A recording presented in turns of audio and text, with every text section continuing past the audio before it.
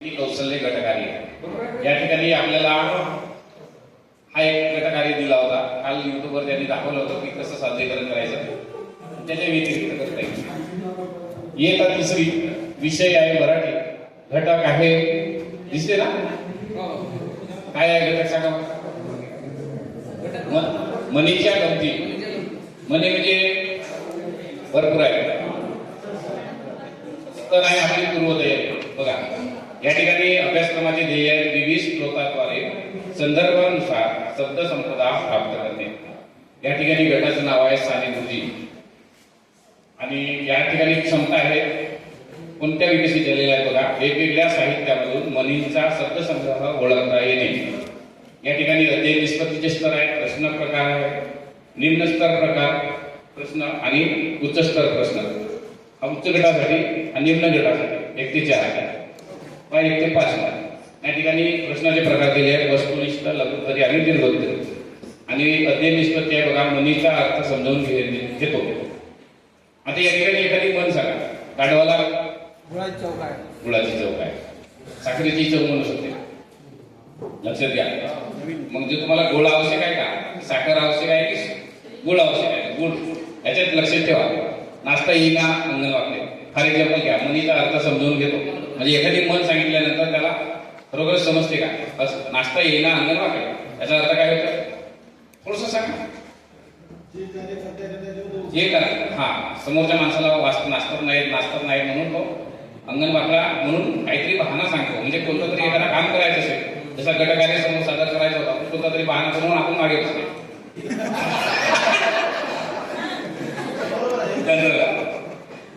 मनीचा वापर करतो. योग्य ठिकाणी योग्य मनीचा वापर करतो. या ठिकाणी आता छत्रपती संभाजी महाराजांचा छावा पिक्चर बघितला. या ठिकाणी काय समजलं तुम्हाला. एवढे मोठे सैनिक आहेत औरंगजेबाचे. हाती घोडा पालखी ऐकणे लालकी वाला कामाचा आहे. या ठिकाणी सर्व असूनही छत्रपती संभाजी महाराजाला पकडू शकले नाही. याचाच अर्थ की छत्रपती संभाजी महाराज शिवाजीचे पुत्र आहेत आणि त्यांनीही शिवाजी महाराजांचाच वारसा लक्षात ठेवला. गनिमी काव्याचा उपयोग करून शक्तीपेक्षा युक्तीचा वापर करून त्यांनी बरोबर एवढेही सैनिकाला मार दिली. या ठिकाणी बघा संभाषण व लेखन यामध्ये समर्पक मनी वापरतात. कोणताही एखादा समर्पक जे एखादा निबंध लिहिताना त्या ठिकाणी समर्पक मनी वापरतात. वापरता येईल. जसं आता या ठिकाणी आपलं प्रशिक्षण आहे, या ठिकाणी कोणते मन वापरता येईल. शाळेत जाऊन सर्व कोणाच राहील. मनी सांगा आहे ना. मनी सांगा काय म्हटलं. नाही म्हटले म्हणजे इथं किती शिकवा, शाळेत जाऊन पाठीपोरी. वा आमच्या सरांसाठी एक वेळा टाळ्या वाजवल्या.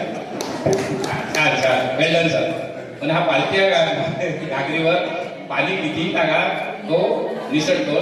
तशाच प्रकारे असं होऊ देऊ नका. या ठिकाणी बसलेल्यापैकी नाराज होऊ नका. पण मी सांगत आहोत की उत्साह म्हणजे काय म्हणतात, अर्धा घागर असते, त्या घागरीमध्ये अर्धाच पाणी असते. त्याला काय म्हणाल. हा उतरत्या पाण्याला खडखडा भाग असं होऊ देऊ नका. हे आपणास विनंती. चला जाऊ दे. प्रश्न बघा वस्तुनिष्ठ प्रश्न आहेत, लघुत्तरी प्रश्न आहेत आणि दीर्घोत्तरी. याचं विश्लेषण करायला काय आवश्यकता नाही. वस्तुनिष्ठ म्हणजे शॉर्ट फ्लिप, लघुत्तरी म्हणजे एका वाक्यात उत्तर आहे आणि दीर्घोत्तरी म्हणजे एखादी मन घ्या आणि त्याचा सविस्तर सारांश लिहा, निबंध लिहा, एसे लिहा. तुम्हाला माहित आहे. निम्न स्तर बघा मनी पूर्ण करा. आता शॉर्टकट मध्ये मनी सांगायचं एखादी. हा गडाला पण शिरा केला. छत्रपती महाराजच आहे. चित्र पाहून मनी तयार करा. एखादा चित्र असतं आणि त्या चित्रामध्ये तुम्हाला त्यानुसार मनी तयार करता येईल. जसं आता तो आपण फॉर एक्झाम्पल सांगा. चित्र पाहून मनी तयार करा. आपण चित्र पाहून एखादा सारांश लिहायला सांगितलं. हा कोल्हा समजा एक द्राक्ष दाखवलाय का आपल्या पुस्तकामध्ये. द्राक्ष दाखवले, कोल्हाही दाखवलाय आणि मग तो एक दुसरा दाखवलाय की आंबट आहे म्हणून सांगतो बघा. तर काही म्हणता येईल कोल्ह्याला द्राक्षाची चव काय. छान. मनीवरून गोष्ट सांगा. एखादी मन तयार करता येईल त्याच्यावरून गोष्ट. बुद्धीपेक्षा म्हणजे शक्तीपेक्षा बुद्धी श्रेष्ठ भरपूर आहेत. यानंतर बघा चौकटीत उच्च स्तरासाठी आहे प्रश्न. चौकटीत लपलेली मन सांगा किंवा एखादी अक्षर दिले राहते त्या अक्षरावर तुम्ही मन तयार करा. हे सुद्धा त्याच्यामध्ये थोडासा टॅलेंट वापरता येईल.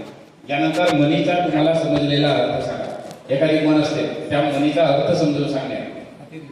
अतिथित मातीचे फॉर एक्झाम्पल. छान.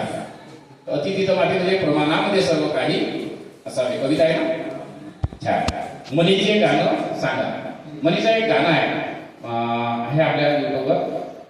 मनीचं गाणं जर म्हटलंय तर पूर्ण 5-7 मिनिटाचं गाणं आहे. मनीनुसार राजा राणी पासून सुरुवात होते शेवटपर्यंत. चला धन्यवाद. या ठिकाणी आमचे साने गुरुजी, सर्व साने गुरुजी या ठिकाणी लभलेले आहेत. बघा ज्ञानेश्वर लभले, ज्ञानेश्वर रवींद्र शिवाजी या ठिकाणी लभलेले आहेत. आणि या गुरुजींनी जर चांगली शिक्षा दिली तर शेकडो महापुरुष तयार व्हायला वेळ लागणार नाही.